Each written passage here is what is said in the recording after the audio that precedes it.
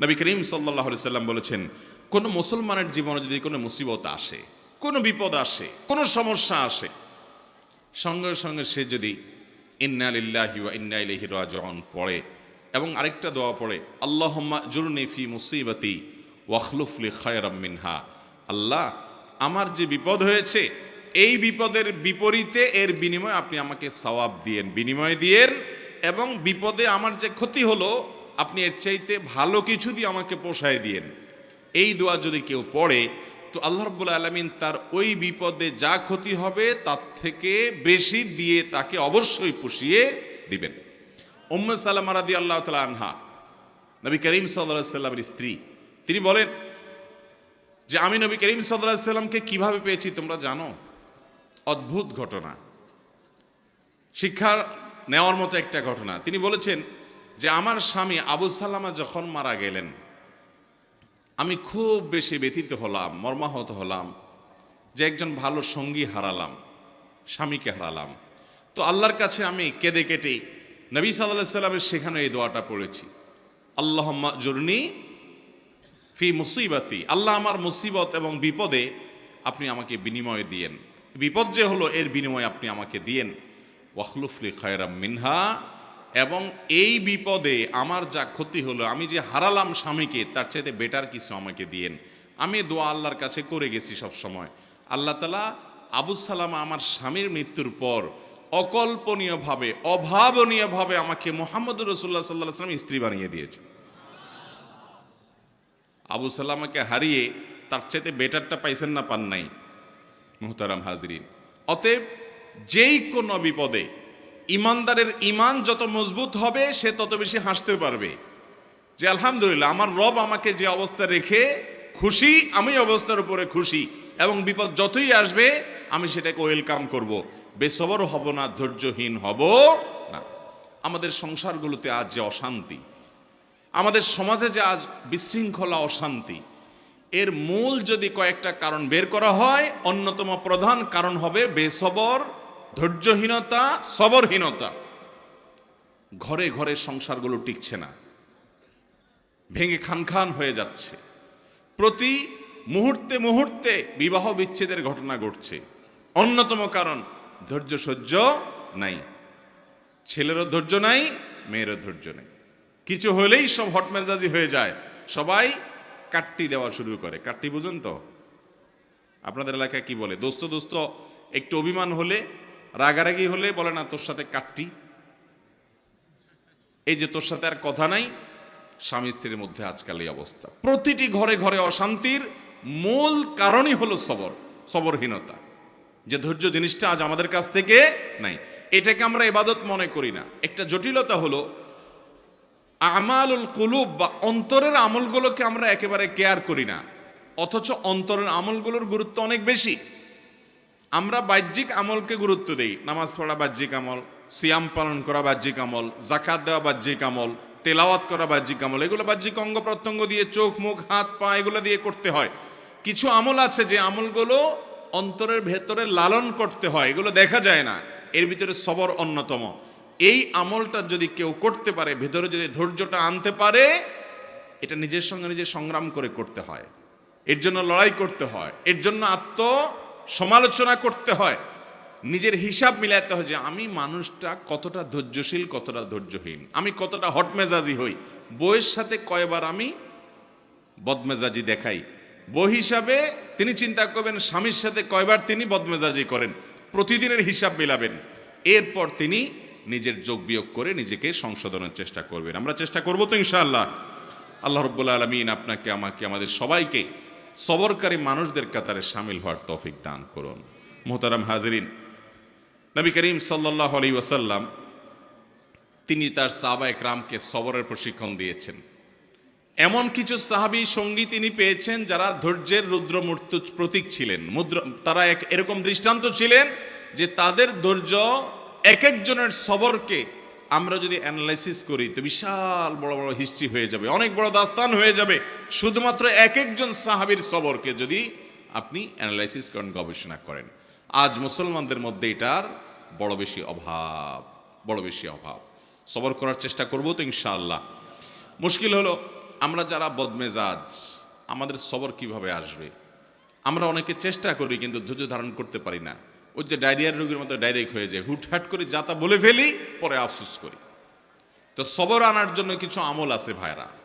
Number 1, আপনার ভিতরে সবর আনার জন্য আপনি প্রতিনিয়ত আল্লাহ রাব্বুল আলামিনের কাছে দোয়া করবেন যে আল্লাহ আপনি আমাকে সবর এবং ধৈর্য ধারণ করার তৌফিক দান করেন। যেই কোনো বদামল দূরের জন্য আল্লাহ তাআলার কাছে পানাহ চাইতে হয়। নবী আলাইহিস সালাম পানাহ চাইতেন, এই জন্য আল্লাহর কাছে দোয়া করতে হবে। নাম্বার 2, ধৈর্যশীল মানুষদের সাথে থাকতে হবে। কিছু মানুষ আছে দেখবেন যে তুফান হয়ে গেছে, কিন্তু উনি ঠান্ডা মাথায় সব কিছু ডিল করছেন, অস্থির হচ্ছেন না, হুলস্থুল করছেন না, এবং খুব ঠান্ডা মাথায় উনি শান্ত মেজাজে সব কিছু ডিল করে ফেলছেন, সব কিছু সমাধান করে ফেলছেন। এরকম কিছু ঠান্ডা মাথার মানুষ সব সমাজে আছে। এই মানুষগুলোকে খুঁজে খুঁজে বের করে এদের সাথে থাকবেন। দেখবেন যে আপনি যেটার কারণে আগুন হয়ে যেতেন, উনি সেটার ব্যাপারে দেখবেন যে একেবারে ঠান্ডা পানির মতো শীতল, উনি একেবারে অস্থিরতা দেখাচ্ছেন না।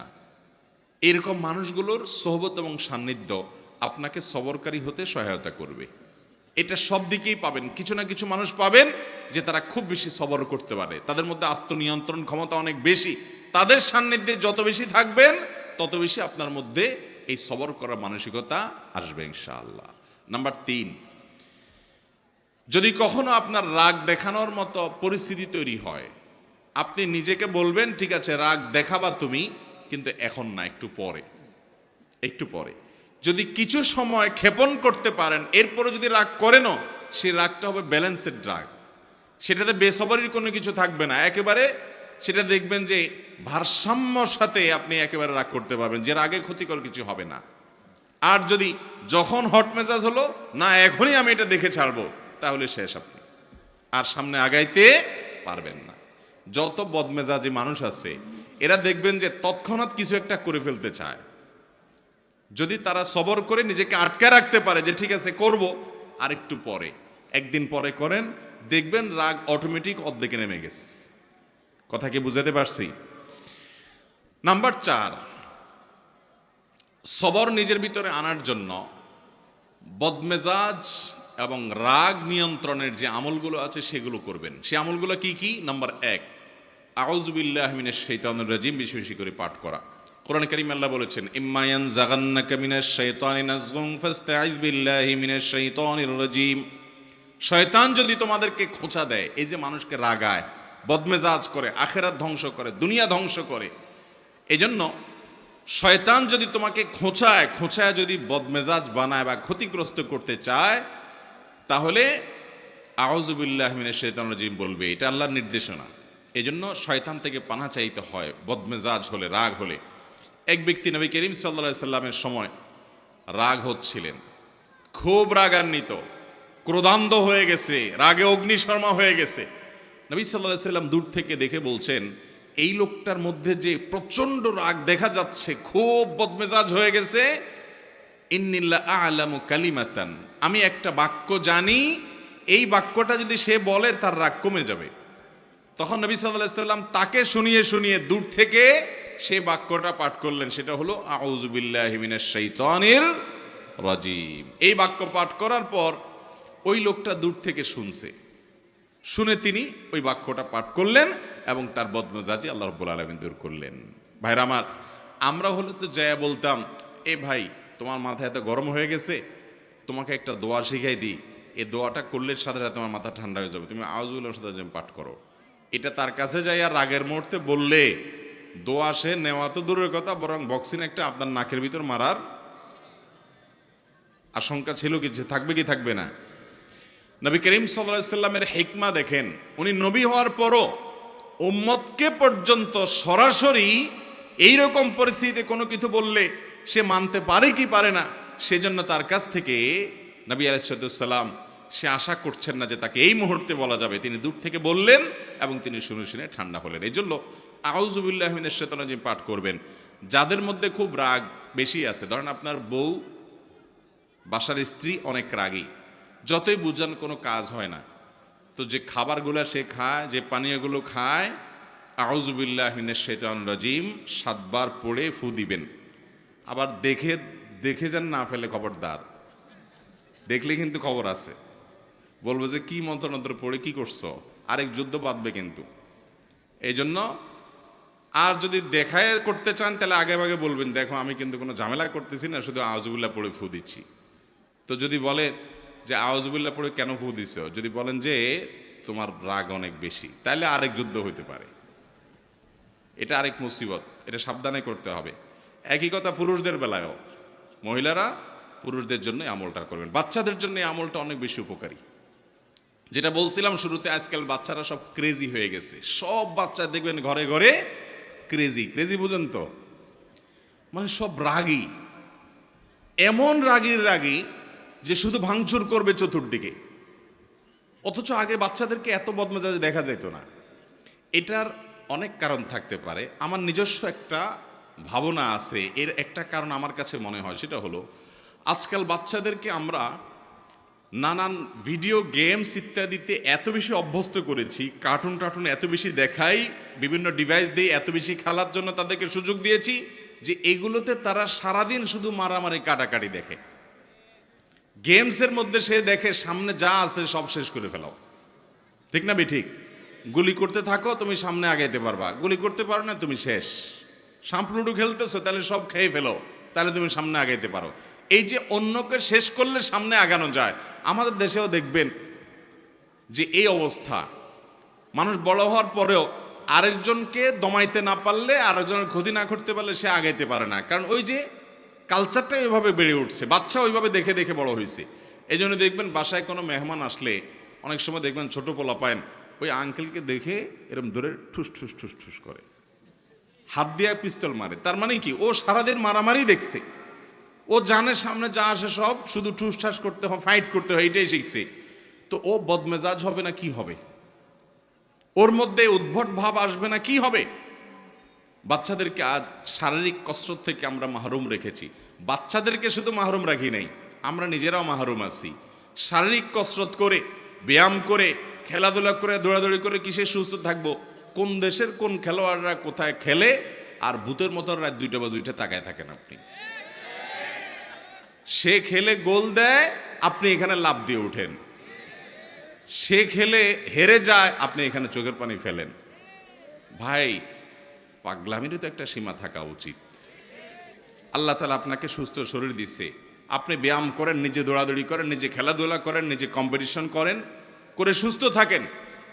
এখন সেটা না, বাচ্চার হাতে একটা ধরা দিয়েছেন যে তুইও ধ্বংস হ, চোখ নষ্ট কর, মাথা নষ্ট কর, ব্রেইন নষ্ট কর, ইমান নষ্ট কর, আমল নষ্ট কর, ক্রেজি হয়ে যা, বদমেজাজ হয়ে যা। আর আপনিও একটা বাক্স এটা সামনে নিয়ে বসছেন, সেই গোল দিছেন, আপনি লাভ দিয়ে উঠতেছেন। ভাইয়েরা আমার, মুসলমানের কর্মকাণ্ড এত উদ্ভট হবে না, এত অযৌক্তিক হবে না, এত হাস্যকর হবে না। নবী করিম সাল্লাল্লাহু আলাইহি ওয়াসাল্লাম তিনি দৌড়াদৌড়ির কম্পিটিশন করেছেন, সাহাবীদের সাথে করেছেন, নিজের স্ত্রীর সাথে করেছেন। তিনি সাহাবীদের শুটিং প্রতিযোগিতায় উৎসাহিত করেছেন। শারীরিক ব্যায়াম হয়, এই ধরনের খেলাধুলাকে এলাও করেছেন। যেখানে জুয়া নাই, যেখানে সতর মুক্ত করা হয় না, যেখানে চোখের জেনা হয় না, যেখানে হারাম কিছু নাই, সেগুলোকে তিনি অনুমোদন করেছেন। আর মুসলমানের সন্তানরা রাতকে রাত নষ্ট করে, সময়, স্বাস্থ্য নষ্ট করে, শরীর নষ্ট করে, চোখের জেনা করে, অন্যের সতর উন্মুক্ত সতরের দিকে দৃষ্টিপাত করে গুনাহগার হয়, এবং মুমিন হিসাবে, ইমানদার হিসাবে কুফুরের প্রতি, আল্লাহর প্রতি, অবিশ্বাসীর প্রতি যে অপছন্দ করা তার ইমানের দাবি ছিল, ওয়ালা এবং বারার দাবি ছিল, সেটা তার অন্তর থেকে ধুয়ে মুছে পরিষ্কার করে একাকার হয়ে তার সবচেয়ে বড় আদর্শ আজ সবচেয়ে বড় কাফেররা, যারা সমকামিতাকে প্রমোট করে, যারা সমকামিতাকে বৈধতা দেয়, যারা অসংখ্য অন্যায় অনাচারকে বৈধতা দেয়, অনেক মুসলমানের প্রতি জুলুমকে যারা বৈধতা দেয়, তারাই আপনার হিরো, তারাই আপনার স্টার এবং তারকা। আল্লাহ রাব্বুল আলামিন আমাদের বিবেকগুলোকে যেন জাগ্রত হয় সেই তৌফিক দান করেন। ভাইরা আমার, তো বলছিলাম বাচ্চারা ক্রেজি হয়ে যাচ্ছে, আমরা ক্রেজি হয়ে যাচ্ছি। গোটা সমাজে চতুর্দিকে দেখবেন অধৈর্যের চর্চা, ঘরে ঘরে, জনে জনে, জায়গা জায়গা, সর্বত্র। ভালো মুসলমান হওয়ার জন্য, নেককার মুসলমান হওয়ার জন্য শত শত নফল আমল, শত শত জিকির আজকার, শত শত তাসবিহ চাইতে অনেক গুণ বেশি উত্তম হবে আপনার সারা দিন রাত 24 ঘন্টার ভিতরে 2-4টা জায়গায় বদমেজাজ দেখানোর, রাগ করার ইস্যু তৈরি হয়েছে, কিন্তু নিজেকে নিয়ন্ত্রণ করে যেখানে যতটুকু না হলে নয় সেখানে ততটুকু ব্যবহার করতে পেরেছেন। নিজেকে এই নিয়ন্ত্রণ করতে পারলে আপনি আল্লাহ তাআলার কাছে ওই শত সহস্রবার তাসবিহ করার চাইতে অধিক সওয়াব পাবেন চেষ্টা করব না ইনশাআল্লাহ। ভাইরা আমার, এই সবর বা ধৈর্য 3 প্রকার। একটা হলো আস-সবরু আলা তাআত, ভালো কাজ করতে ধৈর্য লাগে কি লাগে না? শীতকালে ফজরের সময় কনকনে শীতের মধ্যে, ঠান্ডার মধ্যে উঠে উজু করে ফজর নামাজ পড়তে যাইতে ধৈর্য লাগে না? মনে চায় না, কষ্ট হয়, তারপরও নিজের সঙ্গে নিজে লড়াই করে সংগ্রাম করে কাজটা করতে হয়। এটা যারা করতে পারে এরাই হলো সত্যিকারের বীর, এরাই হলো সত্যিকারের মেরুদণ্ডওয়ালা মানুষ, সত্যিকারের সাহসী মানুষ, যে তাদের প্রবৃত্তির গোলামি তারা করে না, যে নফস যা বলে তা করে। সে নিজের কল্যাণের পথে মন না চাইলেও সে এগিয়ে যায়। সবর, ভালো কাজ করতে সবর লাগে।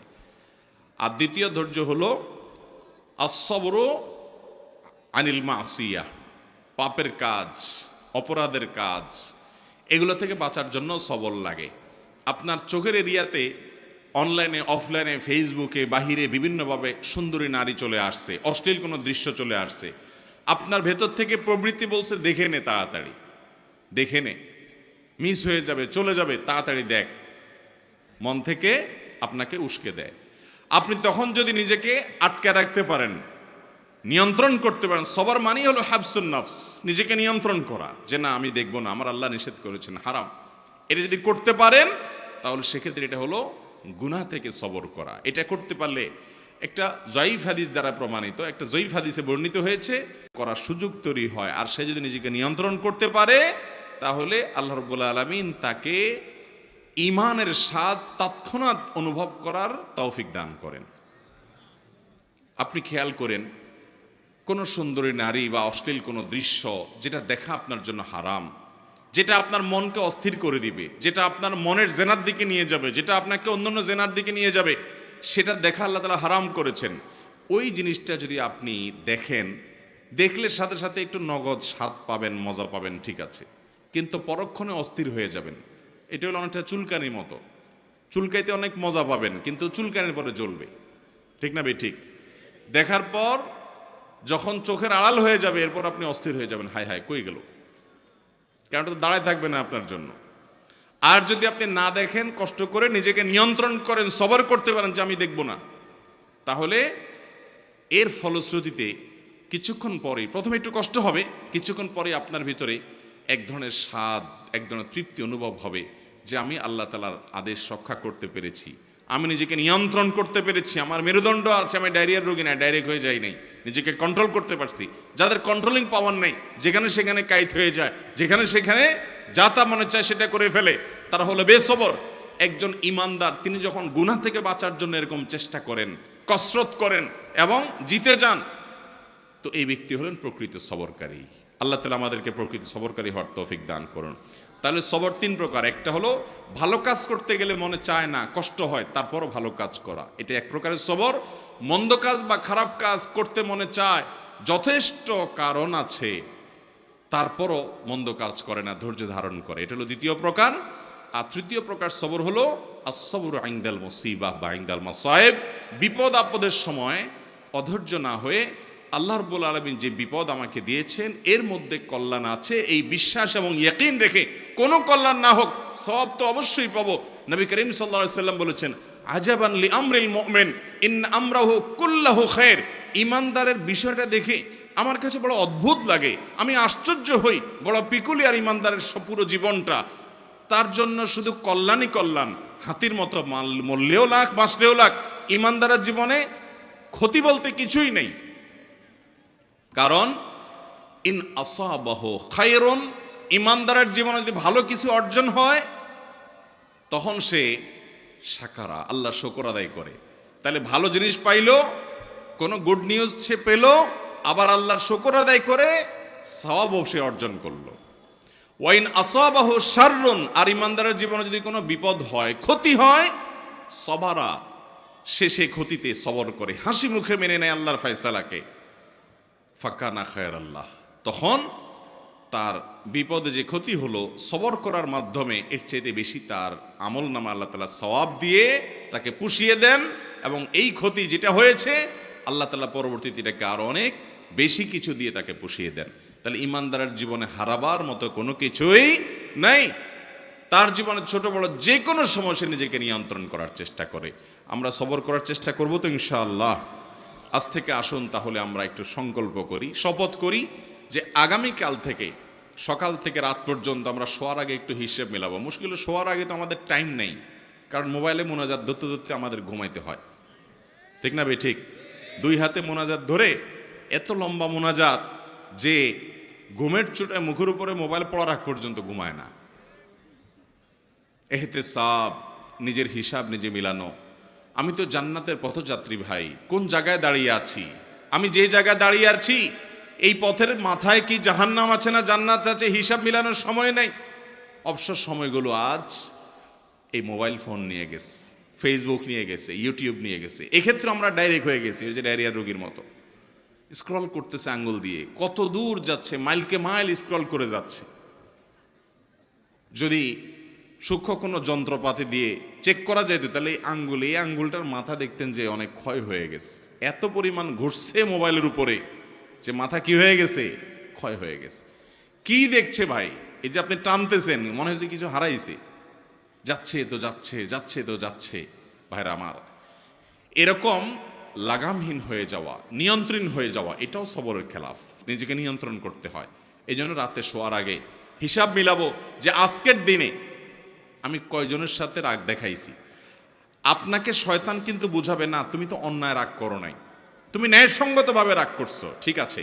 রাগ করাটা দোষের না। আল্লাহ এই জন্য বলেছেন ওয়াল কাযিমিনাল গায়যা ওয়াল আফিনা আনিন নাস আল্লাহু ইউহিব্বুল মুহসিনিন। যারা নিজেদের রাগকে সংবরণ করতে পারে এবং যারা মানুষকে ক্ষমা করতে জানে, এবং আল্লাহ রাব্বুল আলামিন ভালোবাসেন যারা মানুষের প্রতি অনুগ্রহ করে। হটমেজাজি হয়ে কাউকে সাইজ করে দিলেন আর বললেন হ্যাঁ আমি অন্যায়ের বিরুদ্ধে তো প্রতিবাদ করছি, দরকার আছে অন্যায়ের বিরুদ্ধে প্রতিবাদ, অন্যায় বিরুদ্ধে বাধা দেওয়ার দরকার আছে, কিন্তু নিজের আখলাক নষ্ট করে না, নিজের আখলাক ঠিক রেখে পরিমাপ করি।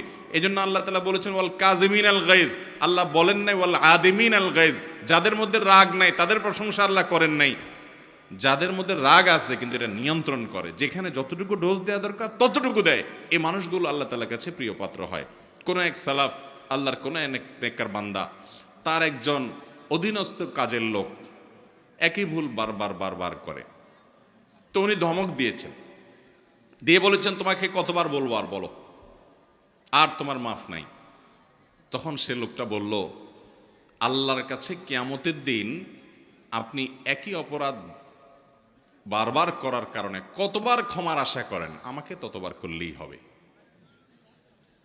ভাইরা আমার, আজ শয়তান আমাদেরকে নানা ভুল বুঝিয়ে বেসবর করছে। সবর করার চেষ্টা করব তো ইনশাআল্লাহ।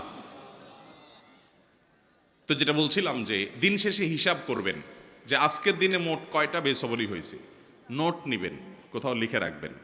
পরের দিন চ্যালেঞ্জ নেবেন যে না আজকে যেন আমার এই সংখ্যাটা কোনোভাবে স্পর্শ না হয়েছে, কম যেন হয়।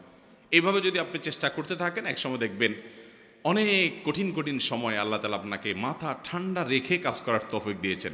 দুনিয়াতেও উন্নতি করতে পারবেন, আখিরাতেও পারবেন।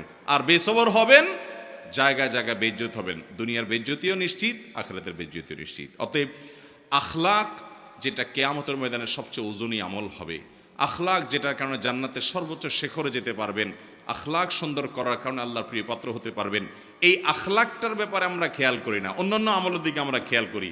এই জন্য সবরের বিষয়ে কিছু কথা বললাম। আল্লাহ তাআলা আমাকে, আমার মধ্যেও যে খুব একটা সবর আছে তা নয়, এ কথাগুলো বলার উদ্দেশ্য আল্লাহ যেন আমাকেও সবরকারী বানান, আপনাদেরকেও বানান, আমরা সবাই যেন সবরকারী হতে পারি। আর সে আজিমের মালিক আমাদেরকে সবাইকে যেন ধৈর্যশীলদের কাতারে শামিল করেন, সেই দোয়া করছি। আল্লাহ তাআলা আমাদের সবাইকে তৌফিক দান করুন। জাযাকুমুল্লাহু খায়রা ওয়া আখিরু দাওয়ানা আলহামদুলিল্লাহি রাব্বিল আলামিন।